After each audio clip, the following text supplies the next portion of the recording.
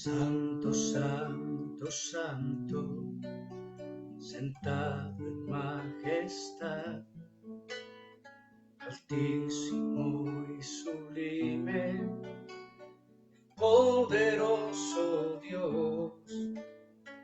Santo, santo, santo, tú eres sin igual. Gloriosa es tu presencia, me asombra tu poder. Eres el Rey eterno, coronado con poder, y de tu gloria llena la tierra hoy está. Eres el Rey eterno, coronado con poder, y de tu gloria llena la tierra hoy está. Amigos, bienvenidos hoy nuevamente a mi página Los Tesoros de la Palabra de Dios. Gracias por quedarse un momento para escuchar. Esta canción que acabo de interpretar es del cantante Alejandro del Bosque. Es muy importante siempre dar los créditos como corresponde. Él es el cantante de esta hermosa canción que se llama Eres el Rey. Muy bien, quiero hoy pedirle que se quede conmigo este corto rato, como lo hicimos hace 8 días. Quiero compartirle hoy una reflexión que lleva por título ¿Fue Jesucristo un impostor? Y le di el título a esta enseñanza porque para muchas personas en el mundo Jesucristo fue un impostor, dicen ellos. La verdad es que la figura y la persona de Jesucristo divide demasiado al mundo. Como lo decía hace 8 días en mi anterior reflexión, hay muchos conceptos e ideas sobre Jesucristo. Hay quienes sostienen que Jesucristo fue solamente un hombre más que pasó por la tierra, un predicador, y que él incluso fue un impostor, que se acomodó en las profecías, dicen algunos, para que la gente creyera que él era el Hijo de Dios, el enviado. Hay quienes dicen que sus padres María y José, desde antes de que él naciera, se pusieron de acuerdo también para engañar a los demás y hacerles creer que ese hijo que les iba a nacer era el mencionado Hijo de Dios y profetizado Hijo de Dios de las Escrituras hebreas. Bien, lo invito entonces a que mire conmigo, quédese y va a aprender cosas interesantes. Si usted es de los que piensa que la figura de Jesucristo es muy confusa, porque ha escuchado demasiadas ideas sobre él y realmente no sabe ya qué creer, si de verdad era el gran hombre, el buen hombre, que muchos dicen, el Hijo de Dios, como él lo dijo, o el impostor, el falsificador, como dicen también otros. Yo quiero que usted hoy lo desentrañe conmigo. Listo. Quiero darle gracias a Dios. Padre, te doy gracias por las personas que a esta hora han decidido sacar este tiempo para escuchar esta enseñanza y conocer realmente desde la palabra, desde la Biblia, quién es Jesucristo. Padre, te doy gracias. Gracias, Señor, y ruego que tu Espíritu Santo sea hablándole a todo aquel que tiene esa sana duda en su corazón y quiere conocer realmente quién es Jesucristo. En el nombre de Jesús te doy muchas gracias. Amén. Muy bien, entonces ubíquese cómodo y quiero comenzar en este momento por decirle que ciertamente del Señor Jesucristo se profetizó mucho desde el Antiguo Testamento. Prácticamente yo podría asegurarle a usted que la Biblia desde el libro del Génesis está comenzando ya a hablar acerca de Jesucristo. Pero bueno, voy a citarle algunas pocas profecías dentro de las muchas que hay, algunas de las más directas que hay acerca de Jesucristo. Porque ciertamente, si algo yo tengo claro y por lo cual he creído que la Biblia es la palabra de Dios, que Jesucristo es lo que dijo ser, es porque en la Biblia se predicaba, se profetizaba más bien de él, muchos años antes. Entonces ahí es donde yo quiero que usted revise conmigo, porque hay quienes dicen que como Jesucristo, siendo un hombre ya adulto, conocía las profecías porque las había leído, entonces digamos trató de acomodarse en ellas, ¿cierto? Para que muchos pensaran que él era el Mesías profetizado, el prometido. Pues bien, entonces usted va a revisar conmigo algunas de esas profecías, algunas apenas, porque como le digo son muchas, y el tiempo pues no nos daría para hacer una revisión de tantas. Entonces por hoy solamente vamos a mirar estas que he elegido y quiero que usted las revise conmigo. Hay una profecía que quiero compartirle, si no tiene Biblia, yo le voy a leer, está en el profeta Miqueas, capítulo 5, versículo 2. Y quiero decirle algo, el libro de Miqueas fue escrito a finales del siglo octavo antes de Cristo. ¿Qué estoy diciendo con eso?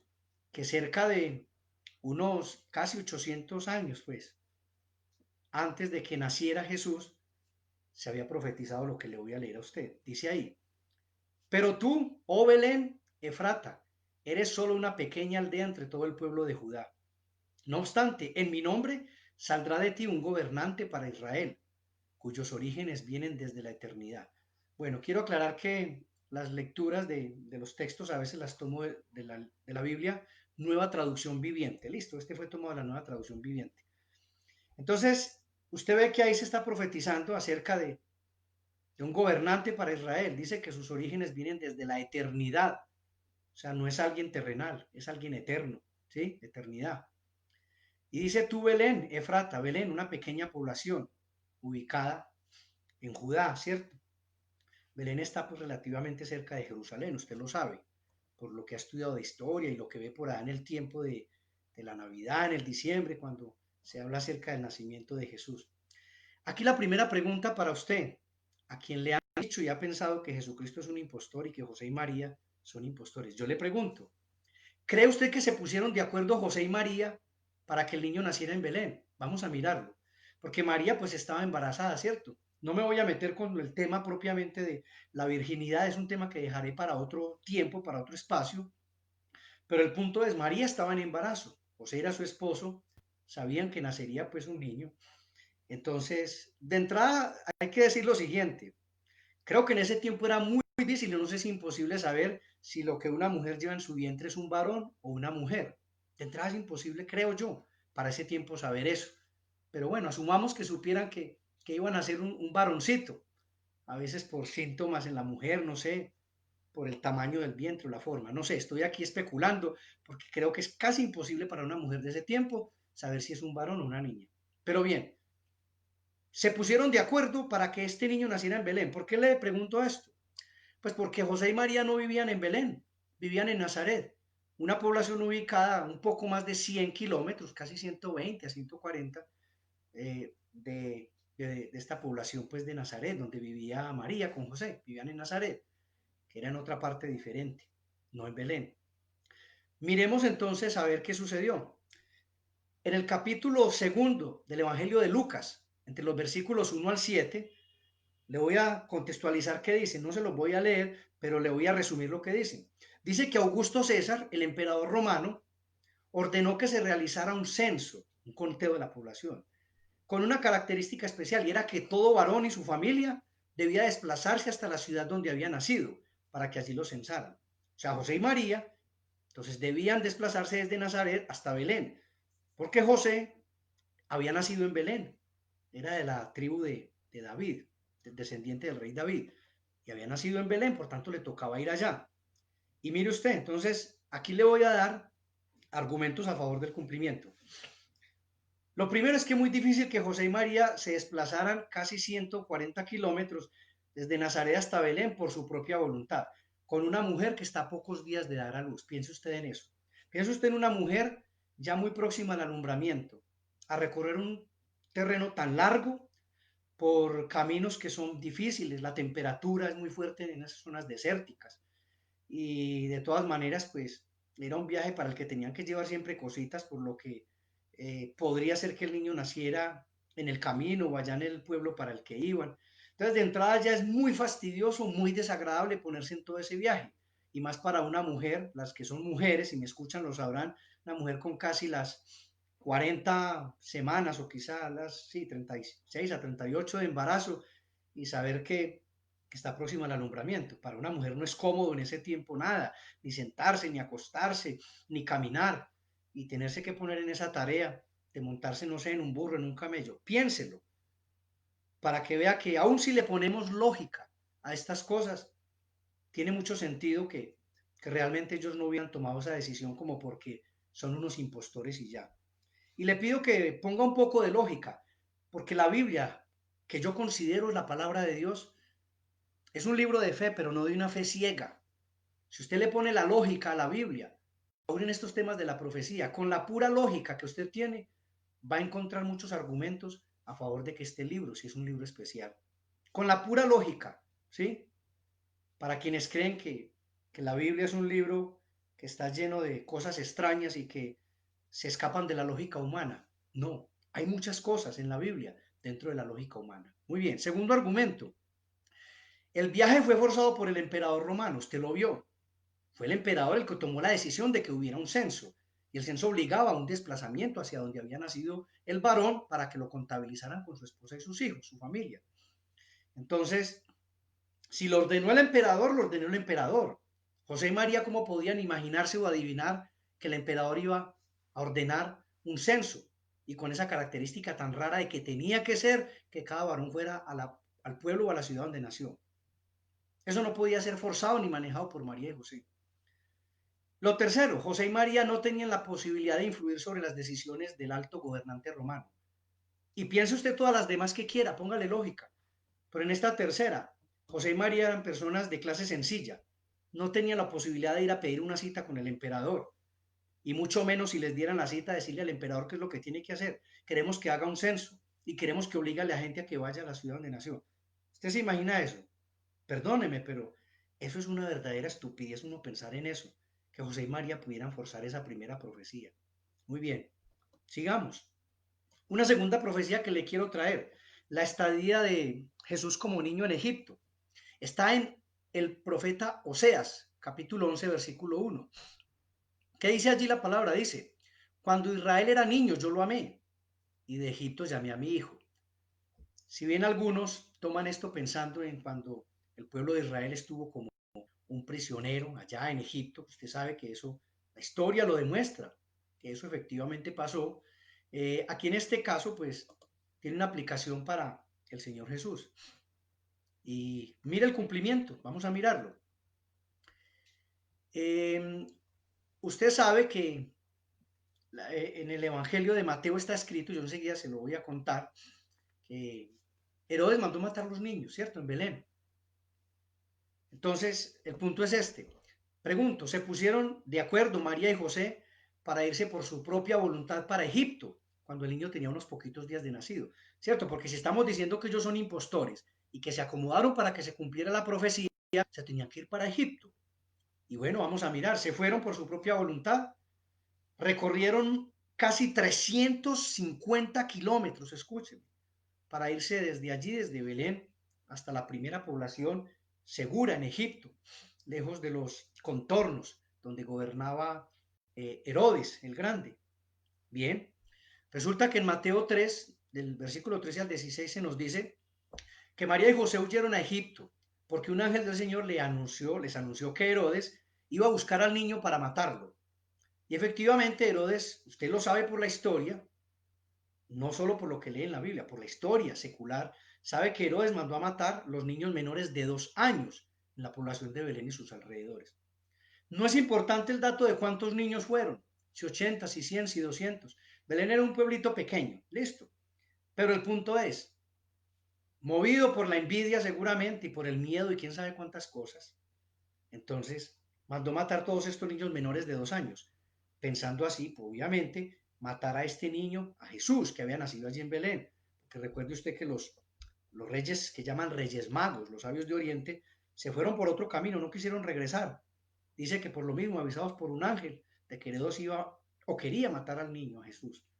Entonces mire usted que forzados por la amenaza de muerte de Herodes, José y María se fueron para Egipto, con un niño menor de 2 años, ¿sí? Y en un recorrido de casi 350 kilómetros. Lo mismo, un territorio difícil, agreste, con serpientes, con alacranes, porque es un terreno desértico, usted lo sabe. Eso no es fácil. ¿Cree que se pusieron de acuerdo? Yo no lo creo. ¿Acaso podían José y María tener alguna influencia sobre la decisión de Herodes para asesinar a los niños? Perdóneme, si lo de arriba me parecía una estupidez, esto sí que sería más estúpido. Una pareja como ellos forzar que Herodes matara a los niños, pero es que Herodes quería era matar a Jesús. ¿Cómo podían ir José y María a hablar con Herodes cuando ese era el que quería matar a Jesús? Imposible falsificar esa profecía. ¿Va conmigo? Ve que vamos demostrando poco a poco con la lógica y el razonamiento humano de que era imposible falsificar profecías. Sigamos. Voy a leerle algunas profecías sobre el sufrimiento y la muerte del Mesías relatadas desde el Antiguo Testamento, obviamente. La primera que le quiero compartir está en Isaías en el capítulo 53. Es un capítulo corto, pero tampoco lo voy a leer. Es conocido como la profecía del siervo sufriente. Allí dice que ciertamente Él llevó nuestras enfermedades y nuestros dolores, que por sus llagas nosotros fuimos curados, que fue varón experimentado en quebranto y en dolores, que nosotros le desechamos, que no hay en Él cosa agradable de mirar en su rostro, dice allá en el capítulo 53 de Isaías. Muy bien, voy a leerle unos versículos, pero del Salmo 22. Voy a leerle los versículos 7 y 8. Dice así, Salmo 22, que es un salmo considerado como mesiánico, es decir, está lleno de contenido que habla acerca del advenimiento del Mesías. Mire los versículos 7 y 8, dice, todos los que me ven me escarnecen, hacen muecas con los labios, menean la cabeza diciendo, se encomienda a Jehová, que él lo rescate, sálvele, puesto que en él se complacía. Miren, nada más esos dos versículos, usted está viendo, donde la verdad pues se están burlando de Jesús. Ahí está pues digamos en manera profética. Pero cuando usted llega al capítulo 27 de Mateo, que es un capítulo que yo quiero que usted estudie en su casa, saque su tiempo, lo medita, lo estudia. En el capítulo 27 de Mateo, yo ahorita le digo los versículos de dónde hasta dónde, usted se encuentra el cumplimiento de gran parte de esas profecías sobre el sufrimiento del Mesías. Particularmente en el versículo 43 del Evangelio de Mateo, en el capítulo 27, le están diciendo la gente, los soldados, si confió en Dios, que lo salve Dios. No decía pues que era el Hijo de Dios. Es decir, la gente se burlaba de él, que es precisamente lo que se nos está diciendo acá en este texto del Salmo 22, que se iban a burlar de él. Si él se complacía en Dios, buscaba a Dios, pues que Dios lo rescate. Dice el versículo 14, derramado soy como el agua, y todos mis huesos se descoyuntan, mi corazón es como cera, derritiéndose en medio de mis entrañas. Usted recordará, y no sé si ha leído, ha escuchado la enseñanza, la predicación acerca de eso, sobre la forma en que Jesús murió, clavado en un madero, ¿cierto? Clavos en las manos, en los pies.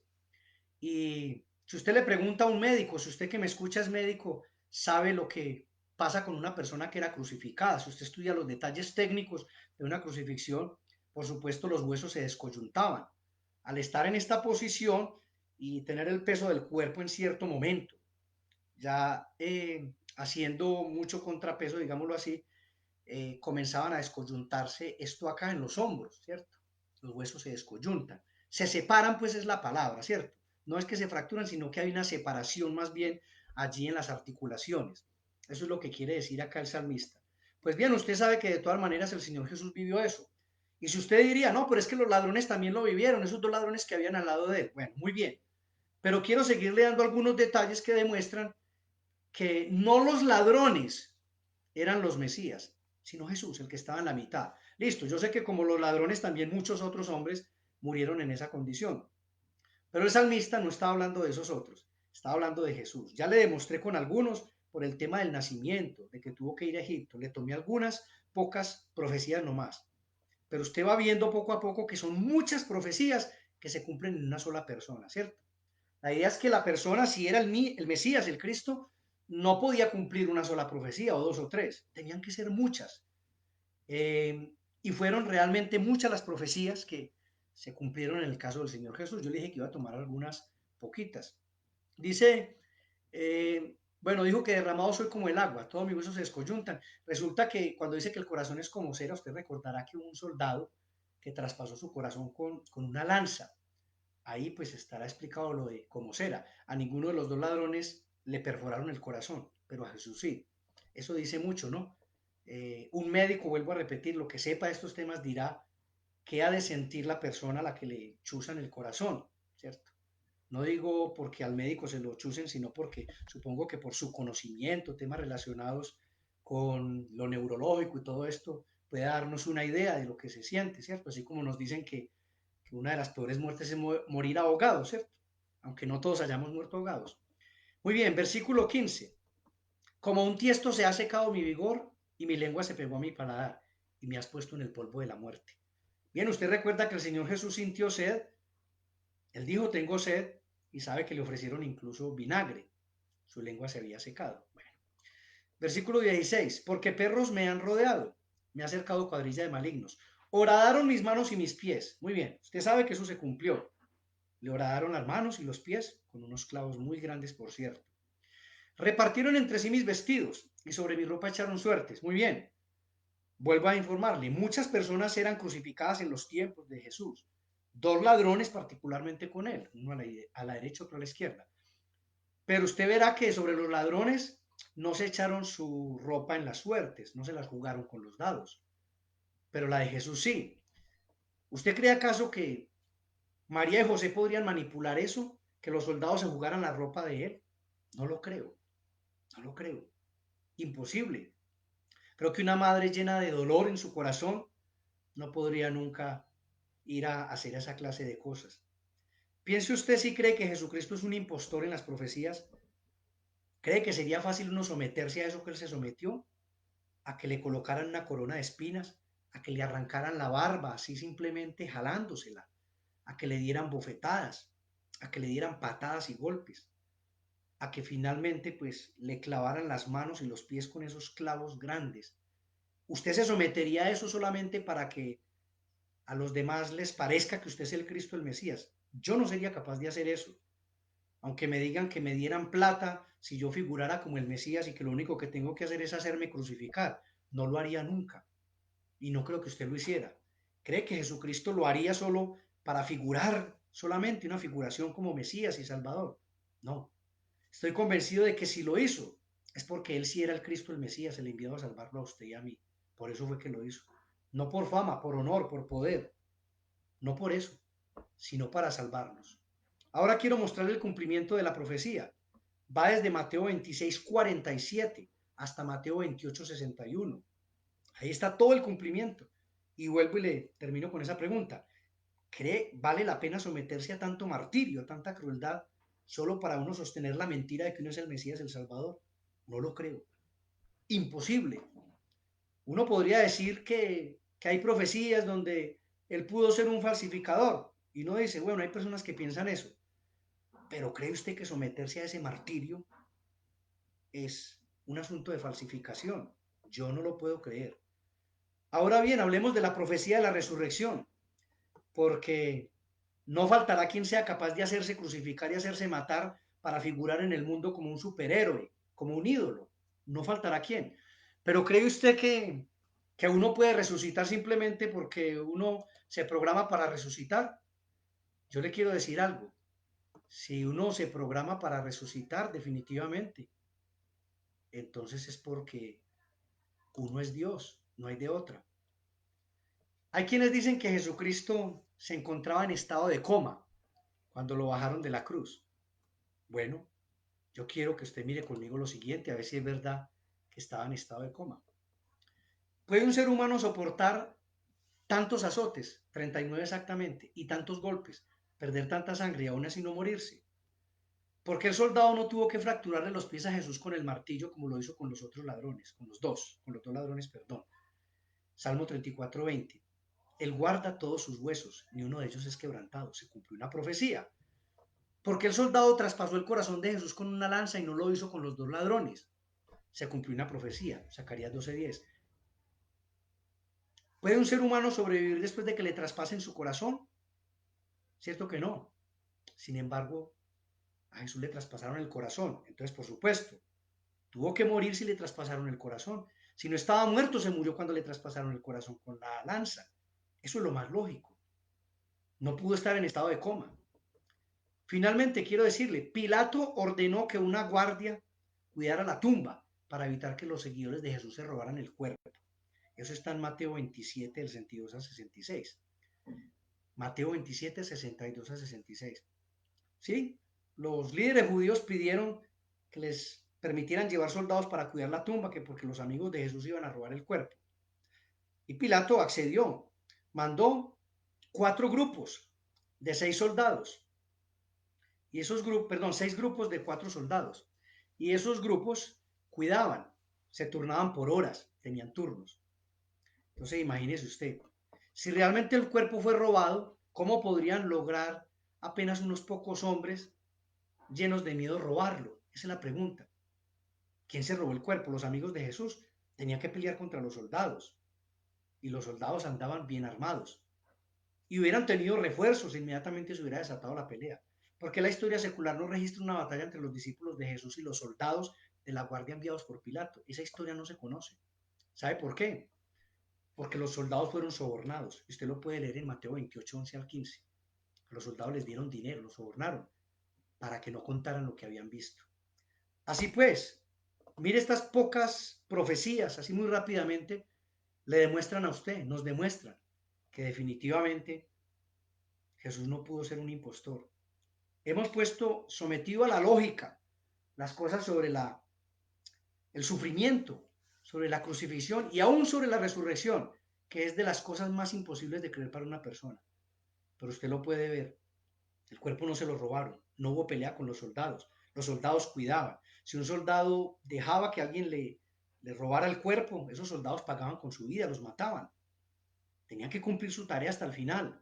¿Qué pasó que no la cumplieron? ¿Por qué no los mataron pues a los soldados? Porque la historia no registra que los hubieran matado, porque se robaron el cuerpo. No, no se lo robaron.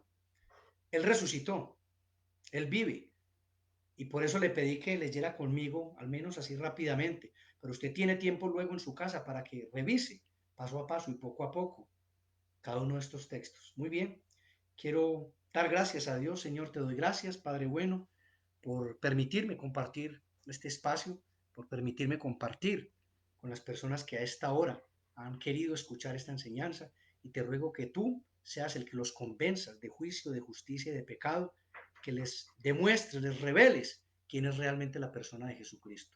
Te doy muchas gracias, Señor, en el nombre de Jesús. Amén y amén.